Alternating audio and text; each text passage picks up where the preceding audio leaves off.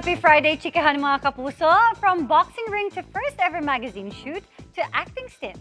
Malayo pa pero malayo na si Eman Bako sa Pacquiao na mapapanood na simula mamaya sa Never Say Die. Pero bago yan, meron muna siyang nakasparring na pinusuan ng netizens. Makichika kay Nelson Canlas. Sparring to sayaw real quick.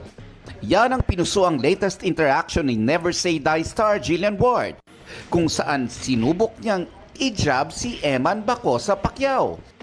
Pero imbes si Eman, si Jillian ang nasaktan.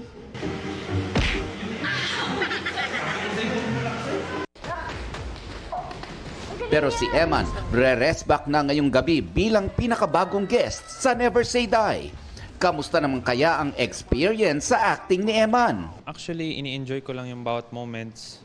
Minsan kabado, minsan hindi. Minsan preparado, minsan hindi. Sa bawat shooting ko, may natututunan akong bago.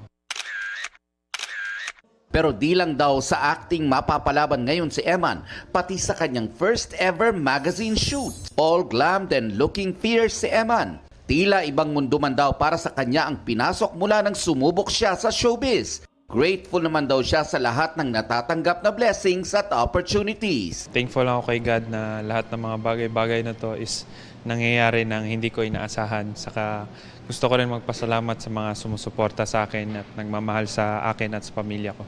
Inaalay daw niya ang lahat ng tinatamasa ngayon para sa kanyang mga mahal sa buhay. Mga loved ones ko, siyempre, mga kapatid ko, mga magulang ko, mama, papa ko, siyempre. At pati sa pangarap ko. Nelson Canlas, updated sa Showbiz Happenings.